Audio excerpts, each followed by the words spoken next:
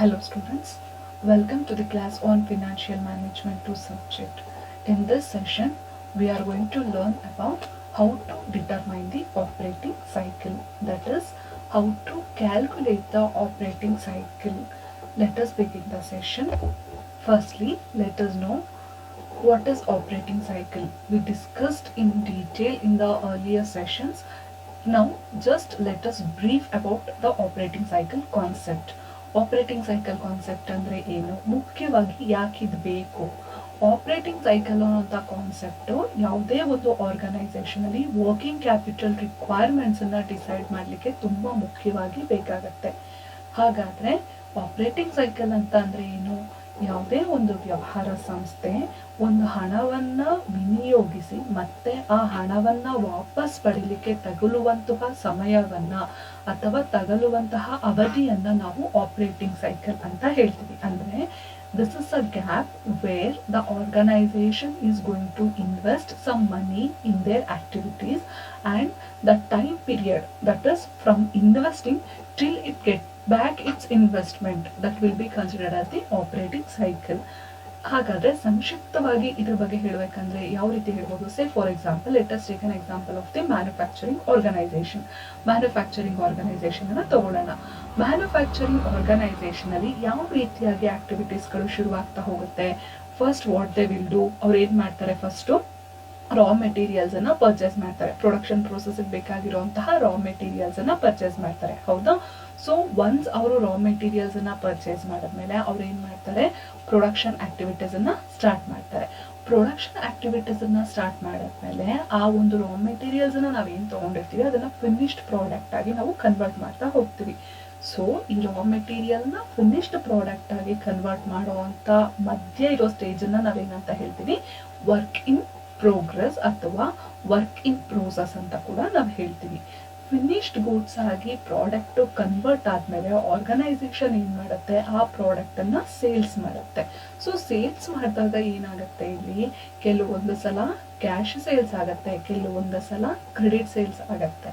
So ಯಾವಾಗ credit sales ಆಗತ್ತೆ, organisation ದುಡ್ಡನ್ನ ರಿಸೀವ್ ಮಾಡ್ಕೋಬೇಕಾಗತ್ತೆ. ತಕ್ಷಣ ಬರೋದಿಲ್ಲ ಅವ್ರಿಗೆ ದುಡ್ಡು, but still they will get the money.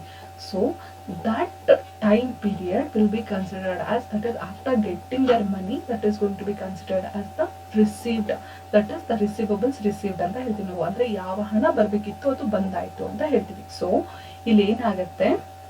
ಒಂದು ಪ್ರೊಡಕ್ಷನ್ ಪ್ರೋಸೆಸ್ ಅಂತ ಬಂದಾಗ ಇಲ್ಲಿ ಆಕ್ಟಿವಿಟೀಸ್ಗಳು ಶುರುವಾಗ್ತಾ ಹೋಗ್ತವೆ. ಅಂದ್ರೆ ಫಸ್ಟ್ ಅವ್ರು ಏನ್ ಮಾಡ್ತಾರೆ? ರಾ ಮೆಟೀರಿಯಲ್ಸ್ ಅನ್ನ ಪರ್ಚೇಸ್ ಮಾಡ್ತಾರೆ. ಸೊ ಅದನ್ನ ನಾವಿಲ್ಲಿ ಆರ್ ಅನ್ನುವಂತ ಒಂದು ವರ್ಡ್ ಇಂದ ಡಿನೋಟ್ ಮಾಡ್ತೀವಿ, ಹೌದಾ? ಸೊ ನೆಕ್ಸ್ಟ್ ಅವ್ರು ಏನ್ ಮಾಡ್ತಾರೆ? ವರ್ಕ್ ಇನ್ ಪ್ರೋಸೆಸ್ ಅನ್ನ ಶುರು ಮಾಡಿರ್ತಾರೆ.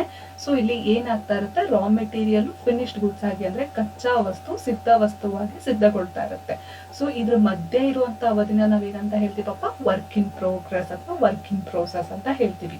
ಅದಾದ್ಮೇಲೆ ಫಿನಿಶ್ಡ್ ಗುಡ್ಸ್ ಆದ್ಮೇಲೆ ನಾವೇನ್ ಮಾಡ್ತೀವಿ? ಕ್ರೆಡಿಟ್ ಸೇಲ್ಸ್ ಮಾಡಿದ್ರೆ ನಮ್ಗೆ ದುಡ್ಡು ಬರ್ಬೇಕಾಗಿರುತ್ತೆ. ಸೊ ಅದನ್ನ ನಾವೇನ್ ಅಂತ ಹೇಳ್ತೀವಿ? ಅಕೌಂಟ್ ರಿಸಿವಬಲ್ಸ್ ಅಂತ ಹೇಳ್ತೀವಿ. ಅಂದ್ರೆ ಡೆಟಾರ್ಸ್, ನಮ್ಗೆ ಯಾವ ದುಡ್ಡು ಬರ್ಬೇಕಾಗಿರುತ್ತಲ್ಲಪ್ಪ ಅದನ್ನ ನಾವೇನಂತ ಹೇಳ್ತೀವಿ? ಡೆಟಾರ್ಸ್ ಅಂತ ಹೇಳ್ತೀವಿ. ಓಕೆನಾ? ಸೊ ಈ ಆಪರೇಟಿಂಗ್ ಸೈಕಲ್ ಅಂದ್ರೆ ಏನು ಅಂದ್ರೆ ಈ 4 ಸ್ಟೇಜ್ಗಳ ನಡುವೆ ಇರುವಂತಹ ಅವಧಿ. ಅಂದ್ರೆ ಒಂದು ಸ್ಟೇಜ್ ಇಂದ ಮತ್ತೊಂದು ಸ್ಟೇಜಿಗೆ ನಾವು ಪ್ರೋಸೆಸ್ ಅನ್ನ ಕ್ಯಾರಿ ಮಾಡ್ತಾ ಹೋದಾಗ ಈ ಒಂದು ಟೈಮ್ ಸ್ಟೇಜ್, ಅಂದ್ರೆ ಒಂದು ಸ್ಟೇಜ್ ಇಂದ ಮತ್ತೊಂದು ಸ್ಟೇಜ್ಗೆ ಪ್ರಾಡಕ್ಟ್ ಮೂವ್ ಆಗುವಾಗ ತಗಲುವಂತಹ ಸಮಯ, that is the duration between the stages, that is from converting the raw material into work in progress. ನಾವು ರಾ ಮೆಟೀರಿಯಲ್ಸ್ ಅನ್ನ ಪರ್ಚೇಸ್ ಮಾಡಿದ್ಮೇಲೆ ವರ್ಕ್ ಇನ್ ಪ್ರೋಗ್ರೆಸ್ ಅದನ್ನ ಪ್ರೊಡಕ್ಷನ್ ಪ್ರೋಸೆಸ್ ಅಲ್ಲಿ ಇನ್ವಾಲ್ವ್ ಮಾಡ್ಲಿಕ್ಕೆ ಎಷ್ಟು ಟೈಮ್ ತಗೋತೀವಿ, ಮತ್ತೆ ನಮ್ಗೆ ನಾವು ಇನ್ವಾಲ್ವ್ ಮಾಡಿದ ತಕ್ಷಣ ಮತ್ತೆ ಫಿನಿಶ್ಡ್ ಪ್ರಾಡಕ್ಟ್ ಆಗ್ಲಿಕ್ಕೆ ಅದು ನಮ್ಗೆ ಎಷ್ಟು ಸಮಯ ಬೇಕಾಗುತ್ತೆ, ಅದನ್ನ ಸೇಲ್ಸ್ ನಾವ್ ಯಾವಾಗ ಮಾಡ್ತೀವಿ, ನಮ್ಗೆ ಅದರಿಂದ ದುಡ್ಡು ಯಾವಾಗ ಬರುತ್ತೆ, ಇದಿಷ್ಟಕ್ಕೂ ಏನ್ ಟೈಮ್ ಪೀರಿಯಡ್ ಆಗತ್ತಲ್ಲ ಅದನ್ನ ನಾವೇನಂತ ಹೇಳ್ತೀವಿ? ಆಪರೇಟಿಂಗ್ ಸೈಕಲ್ ಅಂತ ಹೇಳ್ತೀವಿ. ಕಾನ್ಸೆಪ್ಟ್ ಅರ್ಥ ಆಗಿದೆ ಅಲ್ಲಪ್ಪ? ಈಗ ಇದರಲ್ಲಿ ನಾವ್ ಏನಕ್ಕೆ ಬೇಕು ಅಂತ ಹೇಳಿದೆ ನಾನು ನಿಮ್ಗೆ, ಅದು ಇಂಪಾರ್ಟೆಂಟ್. ಯಾವ್ದಕ್ ಬೇಕು ನಮ್ಗೆ ಆಪರೇಟಿಂಗ್ ಸೈಕಲ್? ನಮ್ಗೆ ವರ್ಕಿಂಗ್ ಕ್ಯಾಪಿಟಲ್ ರಿಕ್ವೈರ್ಮೆಂಟ್ಸ್ ನ ಡಿಸೈಡ್ ಮಾಡ್ಲಿಕ್ಕೆ ಆರ್ಗನೈಸೇಷನ್ ಅಲ್ಲಿ ನಮ್ಗೆ ಏನ್ ಬೇಕು? ಆಪರೇಟಿಂಗ್ ಸೈಕಲ್ ಅನ್ನುವಂಥದ್ದು ಬೇಕು. ಅಂದ್ರೆ ಅವರು ಎಷ್ಟು ಟೈಮ್ ಪೀರಿಯಡ್ ಅನ್ನ ತಗೋತಾ ಇದ್ದಾರೆ ಇನ್ವೆಸ್ಟ್ ಮಾಡಿದ ದುಡ್ಡನ್ನ ವಾಪಸ್ ತಗೊಳಕ್ಕೆ ಅನ್ನೋದ್ರ ಮೇಲೆ ಅವ್ರು ಏನ್ ಮಾಡ್ತಾರೆ? ಎಷ್ಟು ಹಣವನ್ನ ವಿನಿಯೋಗಿಸ್ಬೇಕಾಗತ್ತೆ, ಎಷ್ಟು ಅವ್ರಿಗೆ ಅವಶ್ಯಕತೆ ಇದೆ ಅನ್ನೋದನ್ನ ನಿರ್ಧಾರ ಮಾಡ್ತಾ ಹೋಗ್ತಾರೆ. Usually The operating cycle begins with the acquisition of raw materials.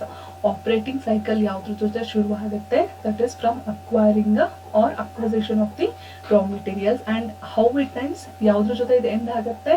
By collection of the receivables or by receiving the receivables. Debtors ಇಂದ ದುಡ್ಡು ಬರುತ್ತಲ್ಲ, ರಿಸೀವ್ ಆಗುತ್ತಲ್ಲ, ಆವಾಗ ಈ ಒಂದು ಆಪರೇಟಿಂಗ್ ಸೈಕಲ್ ಎಂಡ್ ಆಗುತ್ತೆ.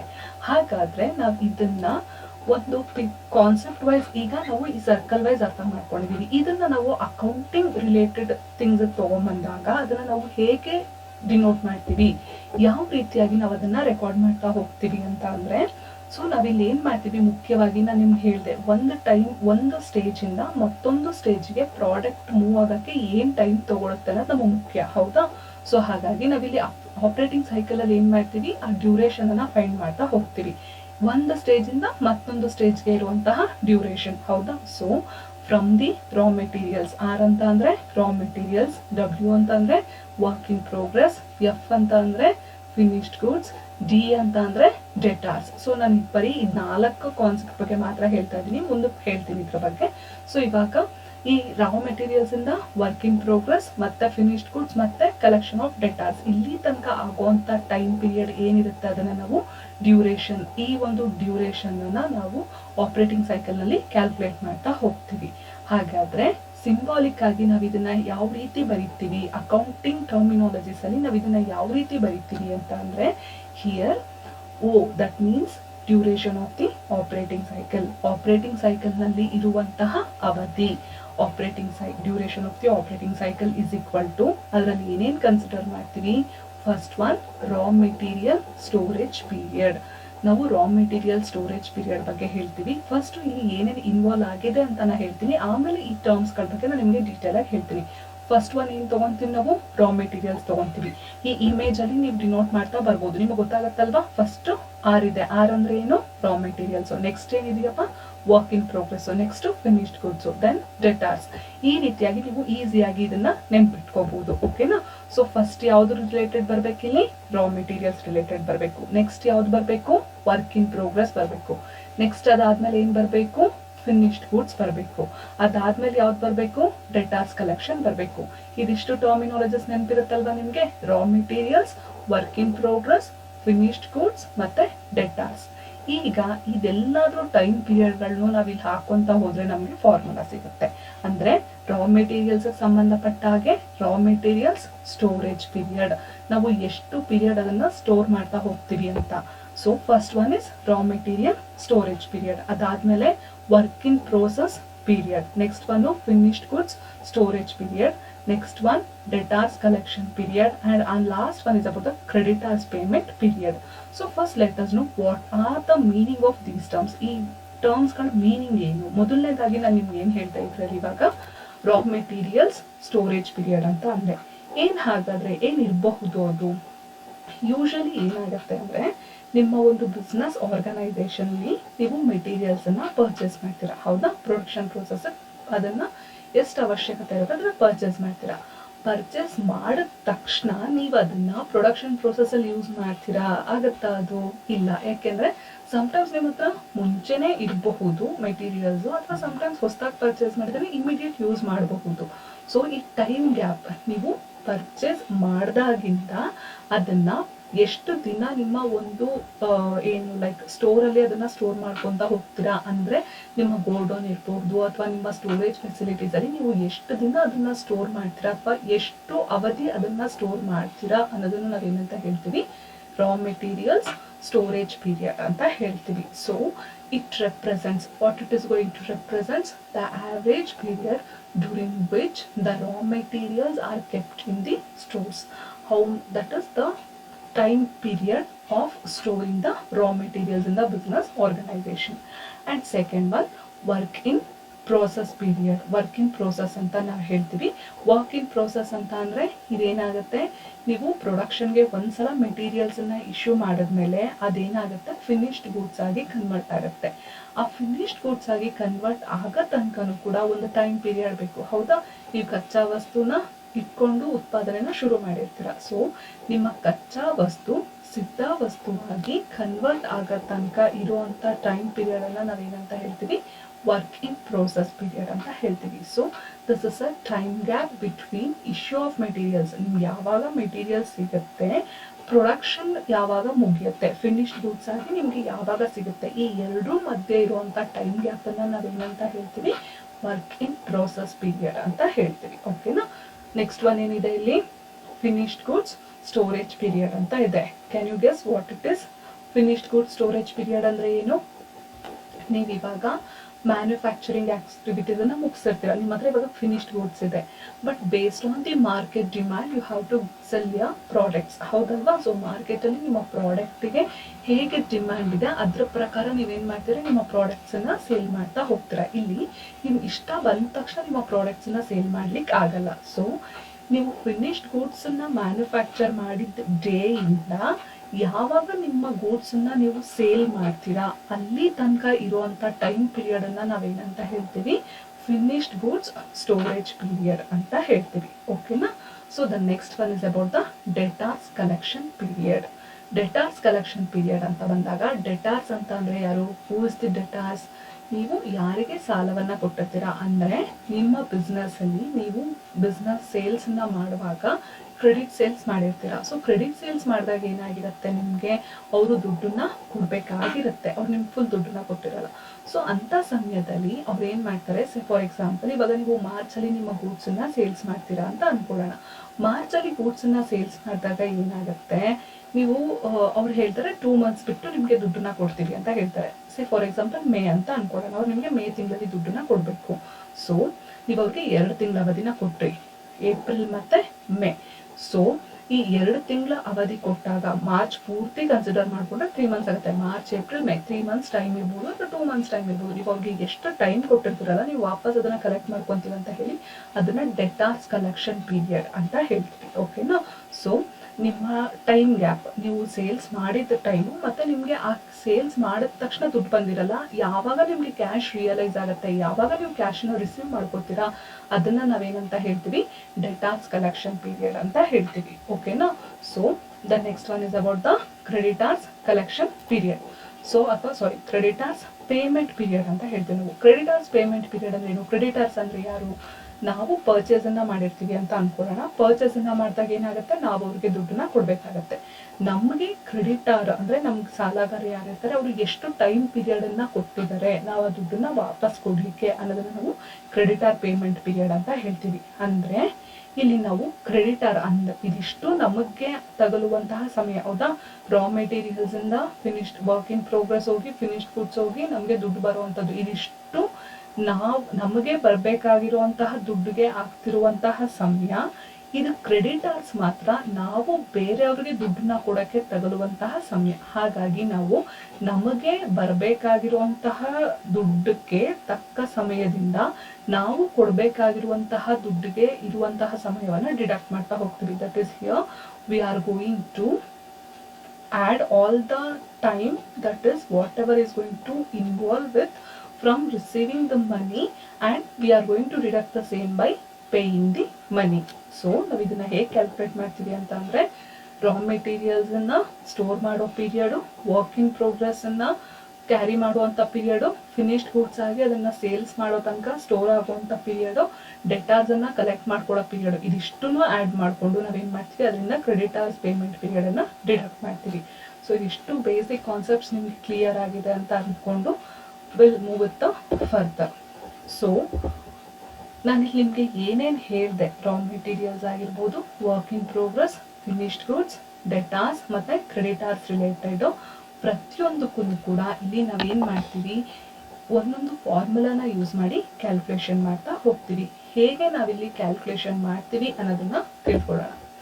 ಮೊದಲನೇದಾಗಿ ಫಸ್ಟ್ ನಾವಿಲ್ಲಿ ಯಾವ ಒಂದು ಪ್ರೋಸೆಸ್ ಎಲ್ಲ ಶುರು ಮಾಡ್ತಾ ಇದ್ದೀವಿ, ರಾ ಮೆಟೀರಿಯಲ್ಸ್, ಹೌದಾ? ಇದು ನಿಮ್ಗೆ ನೆನಪಿರ್ಲೇಬೇಕು ಯಾವಾಗಲೂ. Raw materials, work in progress, finished goods, debtors, creditors, ಈ 5 ಟರ್ಮನ್ನ ನೆನ್ಪಿಟ್ಕೊಂಡ್ರೆ ನೀವು ತುಂಬ ಈಸಿಯಾಗಿ ಫಾರ್ಮುಲಾಗಳನ್ನ ನೆನ್ಪಿಟ್ಕೋಬಹುದು. ಓಕೆನಾ. ಮೊದಲನೇದಾಗಿ ರಾ ಮೆಟೀರಿಯಲ್ ಸ್ಟೋರೇಜ್ ಪೀರಿಯಡ್, ಇದನ್ನು ನಾವು ಹೇಗೆ ಕ್ಯಾಲ್ಕುಲೇಷನ್ ಮಾಡ್ತೀವಿ. So this can be calculated with the help of the formula. So what is that formula? First mainly ಇಲ್ಲಿ ನಾವೇನು ಹೈಲೈಟ್ ಮಾಡ್ತಾ ಹೋಗ್ತೀವಿ, R is equal to average stock of raw materials divided by average raw materials consumption per day. So ಈ ಒಂದು ಫಾರ್ಮುಲಾದೊಂದಿಗೆ ನಾವು raw material storage period ಅನ್ನ ನಾವು calculation ಮಾಡ್ತೀವಿ. ಏನ್ ಹಾಗಂದ್ರೆ ಅಂದ್ರೆ ಫಸ್ಟ್ ಒನ್ ಏನ್ ಹೇಳ್ತೀವಿ ನಾವಿಲ್ಲಿ average stock of raw materials. ನಮ್ಮ ಹತ್ರ ರಾ ಮೆಟೀರಿಯಲ್ಸ್ ಆಲ್ರೆಡಿ ಎಷ್ಟಿದೆ, ಒಂದು ಓವರ್ ಆಲ್ ಸ್ಟಾಕ್ ಲೆವೆಲ್ ಅಲ್ಲಿ ನಮ್ಮ ಹತ್ರ ಎಷ್ಟಿದೆ, ಅದ್ರ ಜೊತೆಗೆ ನಾವು ದಿನನಿತ್ಯ ನಾವು ಎಷ್ಟು ಮೆಟೀರಿಯಲ್ಸ್ ಅನ್ನ ಬಳಸ್ತಾ ಇದೀವಿ ಅನ್ನೋದ್ರ ಜೊತೆಗೆ ನಾವು ರಾ ಮೆಟೀರಿಯಲ್ಸ್ ಅನ್ನ ಎಷ್ಟು ದಿನ ಸ್ಟೋರ್ ಮಾಡ್ತೀವಿ ಅಂತ ಪೀರಿಯಡ್ ಅನ್ನ ಕ್ಯಾಲ್ಕುಲೇಷನ್ ಮಾಡ್ತೀವಿ. ಹಾಗಾದ್ರೆ average stock of raw materials ಅನ್ನ ನಾವು ಹೇಗೆ ಕ್ಯಾಲ್ಕುಲೇಷನ್ ಮಾಡ್ತೀವಿ? That is, the average stock of raw materials can be calculated by using the one formula, that is opening raw materials plus closing raw materials divided by 2. ನಾವಿಲ್ಲಿ average ನ ತಗೊಂತಾ ಇದೀವಿ. ನಮ್ಮ ಹತ್ರ ಏನ್ ರಾ ಮೆಟೀರಿಯಲ್ಸ್ ಇದೆ ಆ raw materials ನ average ತಗೋತಾ ಇರೋದ್ರಿಂದ ನಾವೇನ್ ಮಾಡ್ತೀವಿ, ಫಸ್ಟ್ ಓಪನಿಂಗ್ ರಾ ಮೆಟೀರಿಯಲ್ಸ್ ಅಂತ ಬರೀತೀವಿ. Opening raw materials plus closing raw materials ಅಂತ ಹೇಳ್ತೀವಿ. ಸೊ ಓಪನಿಂಗ್ ನಮ್ಮ ಹತ್ರ ಏನು ಪ್ರೊಡಕ್ಷನ್ ಪ್ರೊಸೆಸ್ ಶುರುವಾದಾಗ ನಮ್ಮ ಹತ್ರ ಏನ್ ರಾ ಮೆಟೀರಿಯಲ್ಸ್ ಇತ್ತು ಅದನ್ನ ನಾವೇನಂತ ಹೇಳ್ತಿದೀವಿ, opening raw materials. Then that is at the end of the accounting period what the raw materials is left in the organization, that is closing raw materials divided by 2. average stock of raw materials ನ ಈ ರೀತಿಯಾಗಿ ನಾವು calculation ಮಾಡ್ತೀವಿ. ಅದಾದ್ಮೇಲೆ average raw materials consumption per day. ಒಂದು ದಿನದಲ್ಲಿ ನಾವು ಎಷ್ಟು ಆವ್ರೇಜ್ ಅಂದ್ರೆ ಒಂದು ಅಂದಾಜಿನಲ್ಲಿ ನಾವು ಕ್ಯಾಲ್ಕುಲೇಷನ್ಸ್ ಅನ್ನ ಮಾಡ್ತಾ ಹೋಗ್ತೀವಿ ಇಲ್ಲಿ. ಸೊ ಅದನ್ನ ಹೇಗೆ ಕ್ಯಾಲ್ಕುಲೇಟ್ ಮಾಡ್ತೀವಿ, ಟೋಟಲ್ ಮೆಟೀರಿಯಲ್ ಕನ್ಸಂಪ್ಷನ್, ನಾವು ಎಷ್ಟು ಮೆಟೀರಿಯಲ್ಸ್ ಅನ್ನ ಕನ್ಸಂಪ್ಷನ್ ಮಾಡಿದೀವಿ ಅನ್ನೋದನ್ನ ತಗೊಂತೀವಿ, divided by number of working days in a year. Number of working days in a year ಅಂತ ಹೇಳ್ತೀವಿ. ಯೂಶಲಿ ಪ್ರಾಬ್ಲಮ್ ಅಲ್ಲ ನಿಮ್ಗೆ ಅದನ್ನ ಹೇಳಿರ್ತಾರೆ ಬ್ರೀಫ್ ಆಗಿ ಎಷ್ಟು ವರ್ಕಿಂಗ್ ಡೇಸ್ ಅನ್ನ ತಗೋಬೇಕಂತ ಹೇಳಿ. ಕೆಲವೊಂದು ಆರ್ಗನೈಸೇಷನ್ಸ್ ಏನ್ ಮಾಡ್ತಾರೆ ಅಂತ ಅಂದ್ರೆ 360 ಡೇಸ್ ಅನ್ನ ತಗೊಂತಾರೆ, ಕೆಲವೊಬ್ರು 365 ಡೇಸ್ ಅನ್ನ ತಗೊಂತಾರೆ. ಅಂದ್ರೆ ಅವ್ರು ವರ್ಕಿಂಗ್ ಡೇಸ್ ಅನ್ನ 5 ಡೇಸ್ ಕಮ್ಮಿ ಮಾಡ್ತಾರೆ. ಸೊ ಅವಾಗ 360 ಡೇಸ್ ಆಗುತ್ತೆ. ಪ್ರಾಬ್ಲಮ್ ಅಲ್ಲಿ ನಿಮ್ಗೆ ಏನು ಹೇಳಿಲ್ಲ ಅಂತ ಅಂದಾಗ ನೀವು 360 ಡೇಸ್ ಆದ್ರೂ ತಗೋಬಹುದು, 365 ಡೇಸ್ ಆದ್ರೂ ತಗೋಬಹುದು. ಅಥವಾ ಸಮ್ ಟೈಮ್ಸ್ ಪ್ರಾಬ್ಲಮ್ ಅವರು ಸ್ಪೆಸಿಫೈ ಮಾಡಿದ್ರೆ ನೀವು ಅವ್ರು ಎಷ್ಟು ವರ್ಕಿಂಗ್ ಡೇಸ್ ಅಂತ ಹೇಳಿರ್ತಾರೆ ಅಷ್ಟೇ ವರ್ಕಿಂಗ್ ಡೇಸ್ ಅನ್ನ ಕ್ಯಾಲ್ಕುಲೇಷನ್ಗೆ ತಗೋಬೇಕಾಗತ್ತೆ. ಓಕೆನಾ? ಸೊ ಇಲ್ಲಿ ನೋಟ್ ಅಂತ ಹಾಕಿದೀನಿ ನೋಡಿ. Note here 365 days also can be used in place of 360 days. ಇಲ್ಲಿ 360 ಡೇಸ್ ಬದಲು ನಾವು 365 ಡೇಸ್ ಅನ್ನು ಯೂಸ್ ಮಾಡಬಹುದು, ಅಥವಾ 360 ಡೇಸ್ ಅನ್ನು ಯೂಸ್ ಮಾಡಿ ನಾವು ಆವರೇಜ್ ನ ಕ್ಯಾಲ್ಕುಲೇಷನ್ ಮಾಡ್ಕೋಬಹುದು. ಪ್ರಾಬ್ಲಮ್ ಅಲ್ಲಿ ಕನ್ಸಂಪ್ಷನ್ ಆಫ್ ರಾ ಮೆಟೀರಿಯಲ್ಸ್ ಬಗ್ಗೆ ಅಂದ್ರೆ ಅವ್ರು ಎಷ್ಟು ರಾ ಮೆಟೀರಿಯಲ್ಸ್ ಅನ್ನ ಕನ್ಸ್ಯೂಮ್ ಮಾಡಿದ್ದಾರೆ ಅನ್ನೋಂಥ ಇನ್ಫಾರ್ಮೇಶನ್ ನ ಕೊಟ್ಟಿಲ್ಲ ಅಂತ ಅಂದ್ರೆ ಅವರು ಡೈಲಿ ಬೇಸಿಸ್ ಮೇಲೆ ಏನು ಗೂಡ್ಸ್ ಅನ್ನ ಪರ್ಚೇಸ್ ಮಾಡಿದ್ದಾರೆ ಅದನ್ನೇ ನಾವು ಕನ್ಸಂಪ್ಷನ್ ಅಂತ ತಗೋತೀವಿ. ಅಂದ್ರೆ ಅವರು ಎಷ್ಟು ಬಳಕೆ ಮಾಡಿದ್ದಾರೆ ಅನ್ನೋಂಥ ಮಾಹಿತಿ ಪ್ರಾಬ್ಲಮ್ ನಲ್ಲಿ ಕೊಟ್ಟಿರೋದಿಲ್ಲ ಅಲ್ಲಿ ಸಮಸ್ಯೆನಲ್ಲಿ. ಅವಾಗ ನಾವೇನ್ ಮಾಡ್ತೀವಿ, ಅವ್ರು ಎಷ್ಟನ್ನ ಪರ್ಚೇಸ್ ಮಾಡ್ತಾ ಇದ್ದಾರೆ ಅಷ್ಟನ್ನೇ ಅವ್ರು ಏನ್ ಮಾಡ್ತಿದ್ದಾರೆ, ಕನ್ಸಂಪ್ಷನ್ ಮಾಡ್ತಿದ್ದಾರೆ ಅಂತ ನಾವು ಅಸ್ಯೂಮ್ ಮಾಡ್ಕೊಂತೀವಿ. ಓಕೆನಾ? So this is how the raw material storage period is going to be calculated. And the next one raw materials ಆದ್ಮೇಲೆ ಏನ್ ಬರುತ್ತೆ ಅಂತ ಹೇಳಿದೀನಿ ನಾನು ನಿಮ್ಗೆ. Next work in progress. Work in progress ಅನ್ನ ಹೇಗೆ ನಾವು ಕ್ಯಾಲ್ಕುಲೇಷನ್ ಮಾಡ್ತೀವಿ.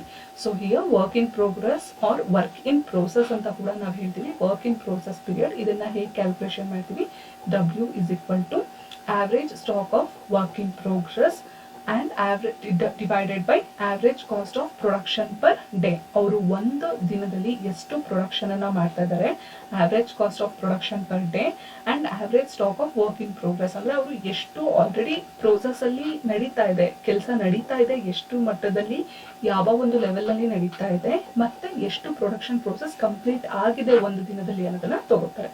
ಸೊ ಆವ್ರೇಜ್ ಸ್ಟಾಕ್ ಅಂತ ಬಂದಾಗ, ಆವ್ರೇಜ್ ಅಂತ ಬಂದಾಗ ನೀವು ನೆನ್ಪಿಟ್ಕೊಳ್ಳಿ ಓಪನಿಂಗ್ ಮತ್ತೆ ಎಂಡಿಂಗ್ ಇನ್ಫಾರ್ಮೇಶನ್ ಗಳನ್ನ ನೀವು ಮುಖ್ಯವಾಗಿ ಗಮನಿಸಬೇಕಾಗತ್ತೆ. ಇನ್ ಕೇಸ್ ರಾ ಮೆಟೀರಿಯಲ್ಸ್ ಅಂತ ಬಂದಾಗ ಆವ್ರೇಜ್ ಆಫ್ ರಾ ಮೆಟೀರಿಯಲ್ಸ್ ಹೇಗೆ ತಗೋತೀರಾ, ಓಪನಿಂಗ್ ಮತ್ತೆ closing balances.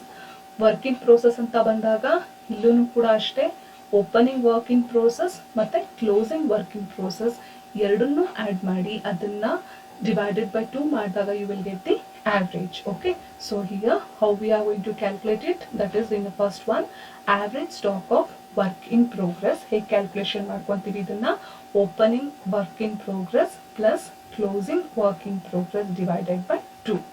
Next one is average cost of production per day. ಹೇಗೆ ನಾವು average cost of production per day calculation ಮಾಡ್ತೀವಿ, ಟೋಟಲ್ ಅಲ್ಲಿ ಎಷ್ಟು ಒಂದು ಕಾಸ್ಟ್ ಆಫ್ ಪ್ರೊಡಕ್ಷನ್ ಆಗಿದೆ, ಟೋಟಲ್ ಕಾಸ್ಟ್ ಆಫ್ ಪ್ರೊಡಕ್ಷನ್ ಅಂತ ಕೂಡ ನಾವು ಹೇಳ್ತೀವಿ. Total factory cost of production ಅಂತ ಕೂಡ ನಾವು ಹೇಳ್ತೀವಿ. ಅಂದ್ರೆ ಇಲ್ಲಿ over all cost of production ಎಷ್ಟಿದೆ ಮತ್ತೆ ನಂಬರ್ ಆಫ್ ವರ್ಕಿಂಗ್ ಡೇಸ್ ಒಂದು ವರ್ಷದಲ್ಲಿ ಎಷ್ಟಿದೆ ಅನ್ನೋದನ್ನ ನಾವು ಇಲ್ಲಿ ಕ್ಯಾಲ್ಕುಲೇಷನ್ ಮಾಡ್ಕೊಂತೀವಿ. So total factory cost of production ಇಂದ number of working days in year ನನ್ನ ಡಿವೈಡ್ ಮಾಡಿದ್ರೆ will get the average cost of production per day. This is how we are going to calculate. ನಾವು first problem ನೋಡ್ತಿದ್ದ ಹಾಗೆ ಇಲ್ಲಿ ಯಾವ information ಇದೆ ಅನ್ನೋದ್ರ ಮೇಲೆ ನಾವು ಈ ಕ್ಯಾಲ್ಕುಲೇಷನ್ಸ್ ಅನ್ನ ಮಾಡ್ತಾ ಹೋಗ್ತೀವಿ. ಇಲ್ಲೂ ಕೂಡ ಅಷ್ಟೇ, ನೀವು number of working days in year ಅಂತ ಬಂದಾಗ 360 ಡೇಸ್ ತಗೋಬಹುದು ಅಥವಾ 365 ಡೇಸ್ ಅನ್ನ ತಗೋಬಹುದು. Next one factory cost of production during the year ಅಂತ ಹೇಳ್ತೀವಿ. ಈ ಫ್ಯಾಕ್ಟರಿ ಕಾಸ್ಟ್ ಆಫ್ ಪ್ರೊಡಕ್ಷನ್ ಅನ್ನು ನಾವು ಹೇಗೆ ಕ್ಯಾಲ್ಕುಲೇಟ್ ಮಾಡ್ಕೊಂತೀವಿ ಅಂದ್ರೆ ಅಲ್ಲಿ ರಾ ಮೆಟೀರಿಯಲ್ಸ್ ನ ಎಷ್ಟು ಕನ್ಸ್ಯೂಮ್ ಮಾಡಿರ್ತಾರೆ ಅಂದ್ರೆ ಎಷ್ಟು ಬಳಕೆ ಆಗಿರುತ್ತೆ, ಅದ್ರ ಜೊತೆಗೆ ಡೈರೆಕ್ಟ್ ವೇಜಸ್ ನ ಆಡ್ ಮಾಡ್ಕೊಂತೀವಿ. ಬೇರೆ ಯಾವುದೇ ರೀತಿಯಾದಂತಹ ಡೈರೆಕ್ಟ್ ಎಕ್ಸ್ಪೆನ್ಸಸ್ ಇದ್ರೆ ಅದನ್ನು ಆಡ್ ಮಾಡ್ತೀವಿ. ಮ್ಯಾನುಫ್ಯಾಕ್ಚರಿಂಗ್ ಓವರ್ ಹೆಡ್ಸ್ ಅಂತ ಹೇಳ್ತೀವಿ. ಮ್ಯಾನುಫ್ಯಾಕ್ಚರಿಂಗ್ ಓವರ್ ಹೆಡ್ಸ್ ಮತ್ತೆ ಅದ್ರ ಜೊತೆಗೆ ಓಪನಿಂಗ್ ವರ್ಕ್ ಇನ್ ಪ್ರೋಗ್ರೆಸ್ ಅನ್ನ ಆಡ್ ಮಾಡಿ ಅದರಿಂದ ಕ್ಲೋಸಿಂಗ್ ವರ್ಕ್ ಇನ್ ಪ್ರೋಗ್ರೆಸ್ ಅನ್ನ ಡಿಡಕ್ಟ್ ಮಾಡಿದ್ರೆ will get the factory cost of production. Okay, so this is how we are going to calculate the work in process. After that will go for the finished goods. ನಾನು ನಿಮ್ಗೆ ಹೇಳಿದೆ first the process will start with raw materials. After that we'll go for the work in progress. Now we need to calculate the finished goods storage period. Finished goods storage period ಅನ್ನ ನಾವಿಲ್ಲಿ ತಗೋಬೇಕು. So finished good storage period ಅನ್ನ ತಗೊಂಡಾಗ finished good storage period ಅನ್ನ ನಾವು ಹೇಗೆ calculation ಮಾಡ್ಕೊಂತೀವಿ, ಇದನ್ನ average stock of finished goods ಅನ್ನ ತಗೊಂತೀವಿ. ಅದರಿಂದ ನಾವು average cost of goods sold per day, ಎಷ್ಟು ಗೂಡ್ಸ್ ಸೇಲ್ ಆಗ್ತಾ ಇದೆ ಒಂದು ದಿನಕ್ಕೆ, ಇದೆರಡರನ್ನ ರಿಲೇಶನ್ಶಿಪ್ ನ ತಗೊಂಡಾಗ ನಮ್ಗೆ ಫಿನಿಶ್ಡ್ ಗೂಡ್ಸ್ ಸ್ಟೋರೇಜ್ ಏನಾಗ್ತಾ ಇದೆ ಅದ್ರ ಪೀರಿಯಡ್ ನಮ್ಗೆ ಗೊತ್ತಾಗುತ್ತೆ. ಎಷ್ಟು ಗೂಡ್ಸ್ ನಮ್ಗೆ ರಿಸೀವ್ ಆಗ್ತಾ ಇದೆ, ಎಷ್ಟು ಗೂಡ್ಸ್ ಅನ್ನ ನಾವು ಸೇಲ್ ಮಾಡ್ತಾ ಇದೀವಿ ಅನ್ನುವಂತ ರಿಲೇಶನ್ಶಿಪ್ ಅನ್ನ ನಾವು ಇಲ್ಲಿ ಇಂಪಾರ್ಟೆಂಟ್ ಆಗಿ ಕನ್ಸಿಡರ್ ಮಾಡ್ತೀವಿ. ಆವರೇಜ್ ತಗೊಳ್ಳೋದನ್ನ ನಿಮ್ಗೆ ಹೇಳ್ಕೊಟ್ಟಿದೀನಿ. ಓಪನಿಂಗ್ ವ್ಯಾಲ್ಯೂ ಏನ್ ಕೊಟ್ಟಿರ್ತಾರೆ ಅದನ್ನ ತಗೋಬೇಕು, ಅದ್ರ ಜೊತೆಗೆ ಕ್ಲೋಸಿಂಗ್ ವ್ಯಾಲ್ಯೂನ ತಗೊಂಡು ಎರಡನ್ನೂ ಆಡ್ ಮಾಡಿ ಡಿವೈಡೆಡ್ ಬೈ 2 ಆವರೇಜ್ ತಗೋತೀವಿ ನಾವಿಲ್ಲಿ. ಓಕೆನಾ? ಸೊ ಇಲ್ಲಿ ಫಿನಿಶ್ಡ್ ಗೂಡ್ಸ್ ಅಂತ ಹೇಳ್ತಿರೋದ್ರಿಂದ average stock of finished goods ಅಂತ ಹೇಳಿರೋದ್ರಿಂದ opening stock of finished goods plus closing stock of finished goods divided by 2. ಓಕೆನಾ? ಗೊತ್ತಾಗುತ್ತಲ್ವಾ ಇಲ್ಲಿ. ನೆಕ್ಸ್ಟ್ ಅದಾದ್ಮೇಲೆ average cost of goods sold per day, ಎಷ್ಟು ಗೂಡ್ಸ್ ಸೇಲ್ಸ್ ಆಗ್ತಾ ಇದೆ, ಸೇಲ್ಸ್ ಹೇಗಾಗ್ತದೆ ಅಂತ ನಾವು ಕಂಡುಹಿಡ್ಕೊಂತೀವಿ. Total cost of the goods sold, ಅವ್ರಿಗೆ ಎಷ್ಟು ಸೇಲ್ಸ್ ಆಗಿದೆ, ಓವರ್ ಆಲ್ ಸೇಲ್ಸ್ ಎಷ್ಟಾಗಿದೆ, ಒಂದು ವರ್ಷದಲ್ಲಿ ವರ್ಕಿಂಗ್ ಡೇಸ್ ಅವರು ಎಷ್ಟು ಕನ್ಸಿಡರ್ ಮಾಡ್ತಾರೆ ಅಂತ ತಗೊಳ್ಳೋದ್ರ ಜೊತೆಗೆ ನಮಗೆ ಆವರೇಜ್ ಡೀಟೇಲ್ಸ್ ಸಿಗುತ್ತೆ. ಓಕೆನಾ? So here also as I said number of working days can be 360 days or even 365 days too. So this is how the finished goods is going to be calculated, or finished goods storage period is going to be calculated. Next one is about the debtor collection period. ನಮಗೆ ಬರಬೇಕಾಗಿರುವಂತಹ ದುಡ್ಡನ್ನ ನಾವು receive ಮಾಡ್ಕೊಳ್ಳಿಕ್ಕೆ ಎಷ್ಟು ಸಮಯ ತಗೊಂತೀವಿ ಅನ್ನುವಂಥದ್ದು ಇದು. ಇದನ್ನ ನಾವು ಹೇಗೆ ಕ್ಯಾಲ್ಕುಲೇಷನ್ ಮಾಡ್ತೀವಿ, it is relationship between these two variables. One is average debtors and another one average credit sales per day. ನಮಗೆ ಎಷ್ಟು ದುಡ್ಡು ಬರಬೇಕು ಆವರೇಜ್ ಡೆಟಾರ್ಸ್ ಅಂತ ಹೇಳ್ತೀವಿ.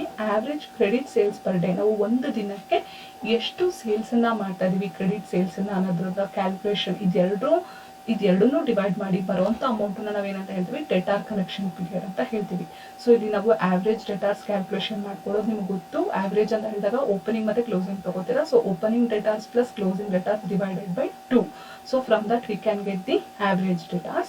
Then we'll go for the average daily credit sales. Average daily credit sales ಹೇಗೆ calculation ಮಾಡ್ಕೊಂತೀವಿ, ನಾವು over all credit sales ಅನ್ನ ಕ್ರೆಡಿಟ್ ಸೇಲ್ಸ್ 1 ಇಯರ್ ಅಲ್ಲಿ ನಾವು ಎಷ್ಟು ಕ್ರೆಡಿಟ್ ಸೇಲ್ಸ್ ಮಾಡ್ತಾ ಇದೀವಿ, ನಮಗೆ ನಂಬರ್ ಆಫ್ ವರ್ಕಿಂಗ್ ಡೇಸ್ ಎಷ್ಟಿದೆ ಅನ್ನೋದನ್ನ ಕ್ಯಾಲ್ಕುಲೇಷನ್ ಮಾಡ್ಕೊಂಡ್ರೆ will get the debtors collection period. And the next one is creditors payment period. Creditors payment period ಅಂತ ಬಂದಾಗ average creditors divided by average credit purchase per day. Average creditors ಅಂದ್ರೆ ನಾವು ಎಷ್ಟು ಜನಕ್ಕೆ ದುಡ್ಡನ್ನ ಕೊಡಬೇಕು, ನಮ್ ದಿನ ಕ್ರೆಡಿಟ್ ಅಮೌಂಟ್ ಎಷ್ಟಿದೆ, ಆವರೇಜ್ ಕ್ರೆಡಿಟ್ ಪರ್ಚೇಸಸ್ ನಾವು ಎಷ್ಟು ಮಾಡಿದೀವಿ ಅನ್ನೋದನ್ನ ತಿಳ್ಕೊಬೇಕಾಗುತ್ತೆ. ಸೊ ಇದೆರಡನ್ನ ನಾವು ಡಿವೈಡ್ ಮಾಡಿದ್ರೆ will get the creditors payment period. So how to calculate the average creditors? Average creditors ಅನ್ನ ಹೇಗೆ ಕ್ಯಾಲ್ಕುಲೇಟ್ ಮಾಡ್ತೀವಿ, opening creditors plus closing creditors divided by 2. Then we'll go for average daily credit purchases. ಹೇಗೆ ಇದನ್ನ calculation ಮಾಡ್ತೀವಿ, total credit purchases for the year. ಒಂದು ವರ್ಷದಲ್ಲಿ ನಾವು ಎಷ್ಟು ಕ್ರೆಡಿಟ್ ಪರ್ಚೇಸ್ ಅನ್ನ ಮಾಡಿದೀವಿ divided by number of working days in a year. So this is how we are going to calculate the formulas. I'll just give you a brief idea how to remember this. ಹೇಗೆ ಇದನ್ನು ನೆನ್ಪಿಟ್ಕೋಬಹುದು ಅಂತ ನಾನು ನಿಮ್ಗೆ ಒಂದು brief idea ಹೇಳ್ತೇನೆ ನೋಡಿ. ಮೊದಲನೇದಾಗಿ raw materials ಸಂಬಂಧಪಟ್ಟ ಹಾಗೆ ನಾವು ಹೇಗೆ ಇದನ್ನು ನೆನ್ಪಿಟ್ಕೋತೀವಿ. ಫಸ್ಟ್ ಇಲ್ಲಿ ಆವ್ರೇಜ್ ಸ್ಟಾಕ್ ಅಂತ ಹೇಳ್ತಾ ಇದೀವಿ. Average stock of raw materials ಅಂತ ಹೇಳಿದೀವಿ. ಆವ್ರೇಜ್ ಅಂತ ಬಂದಾಗ ನಾನು ನಿಮ್ಗೆ ಹೇಳಿದೆ opening value plus closing value divided by 2. That is very much important. ಯಾವುದಕ್ಕೂ ನೆನ್ಪಿಟ್ಕೊಂಡಿಲಿ. ರಾ ಮೆಟೀರಿಯಲ್ಸ್ಗೂ ಅದೇ ರೀತಿ ಆವ್ರೇಜ್ ತಗೊಂತೀವಿ. ವರ್ಕ್ ಇನ್ ಪ್ರೋಗ್ರೆಸ್ ಅಂತ ಬಂದಾಗ opening work in progress plus closing work in progress divided by 2. Finished ಗುಡ್ಸ್ಗೆ ಆವ್ರೇಜ್ ತಗೋಬೇಕು ಅಂದಾಗ opening finished goods plus closing finished goods divided by 2. ಈ ತರ ಆವ್ರೇಜ್ ನಾವು ಈ ತರ ತಗೋತೀವಿ. ಡೆಟಾರ್ಸ್ ಬೇಕು ಅಂದಾಗ ಓಪನಿಂಗ್ ಡೆಟಾರ್ಸ್ ಕ್ಲೋಸಿಂಗ್ ಡೆಟಾರ್ಸ್. ಆವ್ರೇಜ್ ಅನ್ನೋ ವರ್ಡ್ ಇದ್ದಾಗ ಪರ್ಟಿಕ್ಯುಲರ್ ಆಗಿ ನಾವು ಇಲ್ಲಿ ಯಾವ್ದನ್ನ ತಗೊಂತೀವಿ, ಓಪನಿಂಗ್ ಇನ್ಫಾರ್ಮೇಶನ್ ಅನ್ನು ತಗೊಂಡಿರ್ತೀವಿ. ಇಲ್ಲಿ ನೋಡಿ average stock of raw materials ಅಂತ ಹೇಳ್ತೀವಿ. ನಾವಿಲ್ಲಿ ಆವ್ರೇಜ್ ಸ್ಟಾಕ್ ಗಳ ಬಗ್ಗೆ ತಗೊಳ್ಳುವಾಗ ಇಲ್ಲಿ opening raw materials plus closing raw materials divided by 2 ಅಂತ ಹೇಳ್ತೀವಿ. Average raw material consumption per day ಅಂತ ಹೇಳಿದಾಗ ಆವ್ರೇಜ್ ರಾ ಮೆಟೀರಿಯಲ್ ಕನ್ಸಂಪ್ಷನ್, ಇಲ್ಲಿ ಆವ್ರೇಜ್ ಅಂತ ಹೇಳಿದ್ರು ಕೂಡ ಮುಂದೆ ಏನ್ ಸೆಂಟೆನ್ಸ್ ತುಂಬಾ ಇಂಪಾರ್ಟೆಂಟ್ ಆಗುತ್ತೆ. ರಾ ಮೆಟೀರಿಯಲ್ ಕನ್ಸಂಪ್ಷನ್ ಅಂತ ಬಂದಾಗ ಅವರು ಒಂದು ಪರ್ ಡೇ ಎಷ್ಟು ರಾ ಮೆಟೀರಿಯಲ್ಸ್ ಅನ್ನ ಕನ್ಸಂಪ್ಷನ್ ಮಾಡ್ತಿದ್ದಾರೆ ಅನ್ನೋದು ಇಂಪಾರ್ಟೆಂಟ್. ಸೊ ಇಲ್ಲಿ ನಾವೇನ್ ಮಾಡ್ತೀವಿ, total material consumption divided by number of working days in a year ಅಂತ ಹೇಳ್ತೀವಿ. ಸೊ ರಾ ಮೆಟೀರಿಯಲ್ಸ್ ಅಂತ ಬಂದಾಗ it is relationship between average stock and average stock of raw materials and average raw material consumption. And when it comes to work in process period ಅಂತ ಬಂದಾಗ it is relationship between average stock of work in progress and cost of production. Work in progress ಮತ್ತೆ cost of ಪ್ರೊಡಕ್ಷನ್ಗೆ ಇಲ್ಲಿ relationship build ಆಗ್ತಾ ಹೋಗುತ್ತೆ. Next finished goods ಅಂತ ಬಂದಾಗ finished goods ಮತ್ತೆ average cost of goods sold ಅನ್ನ ತಗೊಂತೀವಿ. ಡೆಟಾರ್ಸ್ collection period ಅಂತ ಬಂದಾಗ ಡೆಟಾರ್ಸ್ ಮತ್ತೆ ಕ್ರೆಡಿಟ್ ಸೇಲ್ಸ್ ನಾವು ಎಷ್ಟು ಮಾಡ್ತಾ ಇದೀವಿ ಅನ್ನೋ ರಿಲೇಶನ್ಶಿಪ್ ಅನ್ನ ನೋಡ್ತೀವಿ. ಮತ್ತೆ ಫರ್ದರ್ ಕ್ರೆಡಿಟರ್ಸ್ ಅಂತ ಬಂದಾಗ ಆವ್ರೇಜ್ ಕ್ರೆಡಿಟರ್ಸ್ ಎಷ್ಟಿದೆ ಮತ್ತೆ ನಾವು ಕ್ರೆಡಿಟ್ ಪರ್ಚೇಸಸ್ ಎಷ್ಟು ಮಾಡ್ತಿದೀವಿ ಅನ್ನೋದ್ರ ಮೇಲೆ ಇರುತ್ತೆ. So this is how a brief introduction regarding how the formulas have been evolved and how that is going to be used in the problems. So ಈ ಸೆಷನ್ ಅಲ್ಲಿ ನಾನು ನಿಮ್ಗೆ ಏನೇನು ಹೇಳಿದ್ದೀನಿ ವಿದ್ಯಾರ್ಥಿಗಳೇ, ಆಪರೇಟಿಂಗ್ ಸೈಕಲ್ ಹೇಗೆ ವರ್ಕ್ ಆಗ್ತಾ ಹೋಗುತ್ತೆ, ಅದ್ರ ಜೊತೆಗೆ ನಾವು ಯಾವ ರೀತಿಯಾಗಿ ಫಾರ್ಮುಲಾಗಳನ್ನ ಯೂಸ್ ಮಾಡಬೇಕು, ಮತ್ತೆ ಈ ಫಾರ್ಮುಲಾಗಳನ್ನ ನಾವು ಹೇಗೆ ಪ್ರಾಬ್ಲಮ್ನಲ್ಲಿ ಅಡಾಪ್ಟ್ ಮಾಡ್ಕೊತೀವಿ, ಯಾವ ರೀತಿಯಾಗಿ ಕ್ಯಾಲ್ಕುಲೇಷನ್ ಮಾಡ್ತೀವಿ ಅನ್ನೋದನ್ನ ನಾನು ನಿಮಗೆ ಈ ಸೆಷನ್ ಅಲ್ಲಿ ಹೇಳಿದ್ದೀನಿ. ನೆಕ್ಸ್ಟ್ ಸೆಷನ್ ಅಲ್ಲಿ ನಾವು ಪ್ರಾಬ್ಲಮ್ಸ್ ಅನ್ನ ಸ್ಟಾರ್ಟ್ ಮಾಡುವ. ಅದ್ರ ಜೊತೆಗೆ ನಾವು ಈ ಫಾರ್ಮುಲಾಸ್ಗಳನ್ನ ಪ್ರಾಬ್ಲಮ್ ಅಲ್ಲಿ ಹೇಗೆ ಯೂಸ್ ಮಾಡ್ತೀವಿ ಅನ್ನೋದನ್ನ ತಿಳ್ಕೊಳ್ಳೋಣ. Thank you.